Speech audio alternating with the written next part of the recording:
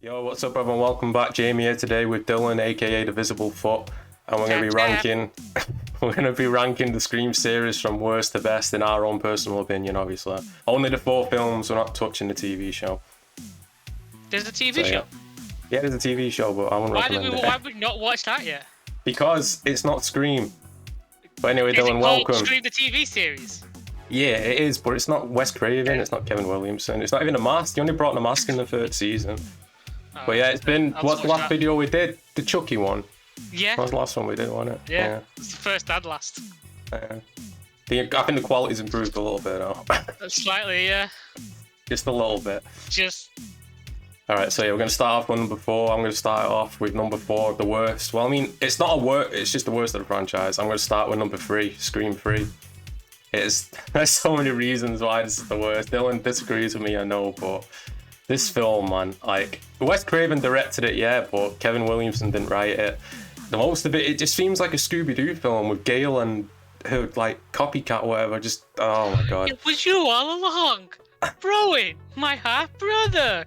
When I gotta wait for There's barely any horror references. All you get is like Randy on the tape. Like, it's barely any horror stuff. Like, what horror references there in number 3? It's not about references, it's a horror movie itself. Yeah, but that's what I mean. It don't even feel like a horror film. It mentioned itself, the stab movies and all. I think it came too over the top on number 3 for me. Way too over the top. But there's elements that I like, though. I do like Sidney's brother. Towards the end, it gets better. Yeah. But... I personally agree. My number 4 is number 4. Right, you discuss your number 4. We literally just watched it, and it's like the music sound was wrong. Like, they didn't use Red Right Hand; they used that one, Something to Die For, which I can't stop singing now. You always mentioned it before, the color saturation. Yeah, it's way too oversaturated. Off. Fucking, it basically repeats the same story from number 3. How? And it does.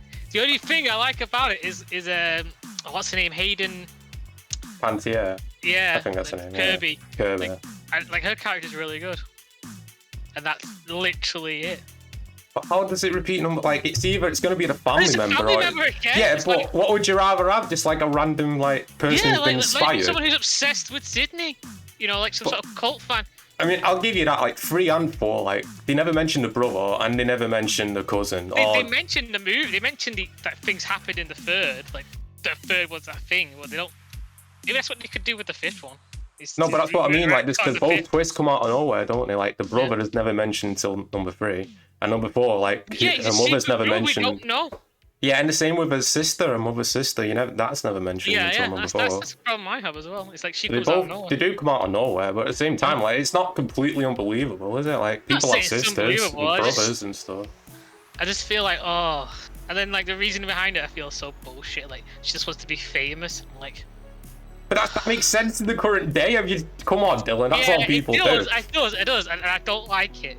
I just don't like it as a whole. Like, oh, she just wants to be famous. Jesus Christ. I think it makes sense. And this came 2011, and it still suits today because people are just chasing that fame, no matter what it costs them. It wasn't as meta as the other one, as number 3.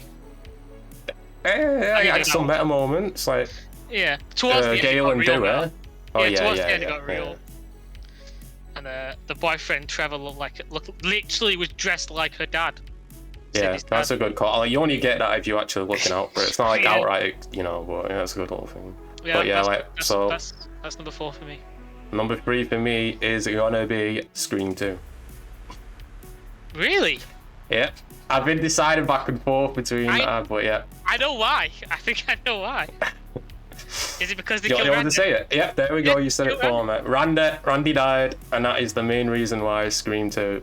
I mean, it's a decent sequel. It is a really good sequel, but there's certain, like, obviously Randy dying's the main one. Well, the problem is though, around about that time in the late 90s, early 2000s, because you can tell how like badly cut the film started getting with number 2, with like story elements, with constantly setting someone up. And it's not there. There's like someone who you're like, what? Like, it's a twist. It's like, wasn't set up very well. Was because people on the internet were like constantly trying to find scripts leaking and stuff. Yeah, so, what was the original idea? Like, it was to like, what was the ending? Like Cotton trying to kill Sydney, and then like fucking, there was like 4 different killers at the end, wasn't there?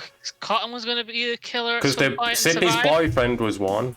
It was meant to girl be was one. Sydney's best friend and Sydney's boyfriend were meant to be. Yeah. They were like cheating and thinking, and then Miss Loomis was the one who set them up, wasn't she? She was like, and then Cotton comes in and then kills Miss Loomis, and then he tries killing Sydney. Like, that strip sounded.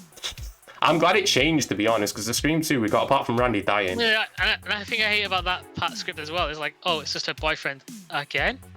Yeah, true.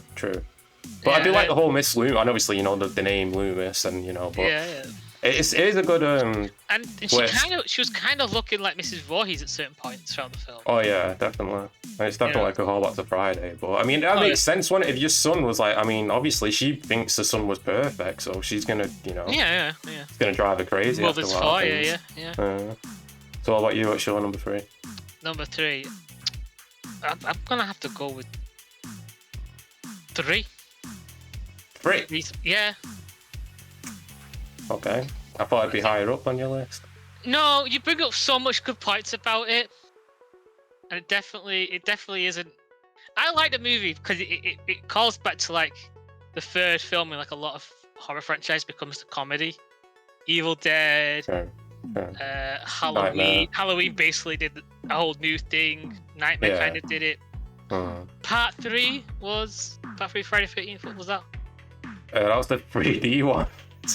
Yeah, Hellraiser did it. So even Child's Play 3 as well. The others become comedies after that. It becomes so self-aware. What was I thinking now? Because that one was so badly cut as well. There's so many setups that you feel like could come back. You know, the actress who plays Sydney in the film in Stab was meant to be the assistant killer, but they wrapped that up. Oh yeah, and the way she dies as well. But you can tell like throughout the film, and they originally planned for 2 killers. But then at the end, they just changed it. A fun fact is like the producer ruined the ending of that movie before it was aired because someone was like, "Oh, will there be after 3? Will there be another one?" And she went, "Well, the 3 main cast want to come back." Illuminate. Oh yeah, implying that they all. Yeah, and then it also spoiled Randy's return as well because fans were like, we want Randy back. Was it Wes Craven's one of his webmasters on his? Yeah, on a fan page or something. Yeah. Wasn't this one meant to have like the same ending as 4 with like? Yeah, that was like the whole like cult thing on it. Like, the fake. The original idea. It was supposed to be Stu as well. Stu was supposed to come back, but then he changed which the I whole think you thing, can still do to this day. Yeah, you could definitely do that again, and he wants to come back, the actor. I'd take Randy coming back. Just do a sequel to number 1, and just all the characters. Do a Halloween done now. How good would that be? Yeah, that'd be sweet. That'd be sick. Fuck it, do what they did in Stab. Put time travel in it. At this point, you might as well just go crazy with time travel. Go make a whole new sequel or trilogy of Scream movies, and just go wacky with it, because.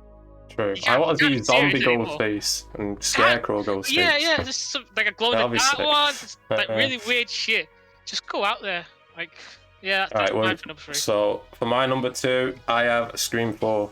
I mean, obviously it's a new, like they say inside the film, and it's new decade, new rules. Like after like Scream 3 came out, all we got was horror remakes, and then this film comes along, and I mean, I personally enjoy it, but I can understand why you wouldn't. Because it's definitely the feel of it's definitely different. Enjoyable movie. Yeah. But is it like as a part of like a quadrilogy? Is it called? Or like, yeah, quadrilogy. Because the originally planned just be a trilogy, didn't it, as well? Well, yeah, that's what's his name, but he couldn't do his 3rd one. No, he couldn't do the 3rd. So technically, because him and Naomi Campbell's schedules are out of sync, so he bowed out of it. But then to be fair, that was good of him because it's not Scream without Sydney, is it? Yeah, but he gave his rough draft. He gave us like his outline. Yeah, number 4 though, like I think though to be fair, like I get it. The ending, especially with Jill, like when she just starts, trying to set up, like that's some brutal stuff. That like inside other films, all you see is just they wipe the gun of fingerprints and then that's it. But she's actually going out of her way to, actually set it up there. But no, like there's elements I like it, like Kirby, who I think is still alive. Dude, she definitely could still be alive. Yeah, she should be alive. Yeah. But also, like Jill's mum says sorry. Like tell Sydney to tell Jill I'm sorry, and I'm like. About what? Yeah, exactly. I'm assuming it's because like Sydney was the one that got all the credit, and like she never gave Jill any attention or whatever. Yeah, true. And also, like we mentioned, I've never mentioned the dad either. Don't mention the dad at all. That could be an interesting thing. That's what I was saying before. Is maybe he could be the killer in the 5th one. Like, because of your family, you drove my daughter like crazy. But that'd be let's retreaded 2 again, really. Fair point. I am curious to see who the killer's going to be number 5. But yeah, what's your second? Yeah, you know what? I'm going in fucking actual order. Like 2. Oh, 2 so is my number 2. I would have put it down lower, but the Randy kill is what I hate most about it. And then everything else I kind of think's good. It's like, yeah, it's a What about the musical? When he starts singing. I forgot about that. It was only different forgot I about watched that. it. Yeah. You forget about it. But I get it though. Like I get the idea behind it. It's just kind of cringy watching back. You can see like it's all he's trying to set up like what's his name now? The killer in that one that works with with Loomis. Mickey. Like you can tell that he's the one who's given him the idea to give her his letters, you know, for his sorority or whatever they call it. Oh yeah, because then he comes which he's not allowed to do, which he gets picked up for. Which are like, so you can see how like there's the plans of the script that they're using, but there's also the setups of the original script that they couldn't use. True. I also like guessing like who the killer is, because especially in that one, you can tell sometimes when it's like, well, not as much as the first one, but the events that happened, that you can clearly tell that Randy had a thing for her. Everyone mentions it. Even wasn't it you said in the original script for the first one, like he asks her out or something? Oh yeah, at the end they say they're gonna, and she's like, I don't want to see a Meg Ryan movie or something like that. I call that the thing. So yeah, I guess we both know what number 1 is for both of us, Scream 1. So I mean, there's not much to say about it really, is it? It's the original. I didn't plan this, but I just knew like it has to be the original because it has the biggest setup. And that first opening as well, that is just iconic. That opening. Yeah, because Drew Barrymore wanted to play Sydney, but I think her schedule was mixed up. And so Wes Craven decided to put her as like the first big kill because she was the big name, make her the big kill. That'd be really cool, and it was. And that shocks audience because she was on the poster as well. So people think, oh, she's the main girl, and she gets killed off in 20 minutes. She was the original, like with the handover thing. Like Wes Craven purposely used her. The shot of the swing set at the beginning was a setup as well. The trick question of which door am I at? Since both of them are there, it doesn't matter which one she was at. True. And also like who was the killer in Friday the 13th? Trick question. I mean, it's not a trick question technically because that is the original film. He didn't say part 2, did he? He said you. Yeah, but like you think Friday the 13th, you think Jason, so then you think he's in the first one. True. Yeah. But yeah, the first one, man. There's so much to say about it. That's all I love as well. Like, even Cotton, like you barely hear much about Cotton's story, but it's alluded to. He says like, stuff for like everything in number 2. Yeah, exactly. Like, it's don't just come out of nowhere. It's actually there. That's what I like. Yeah, there's a bigger universe going on. It's not just like, oh, there's a killer, and it's like there's a lot more stuff going on. There's a lot of stuff like behind the scenes as well. Because remember we were watching it. We were talking about who killed Sydney's best friend. Well, I think it was meant to be.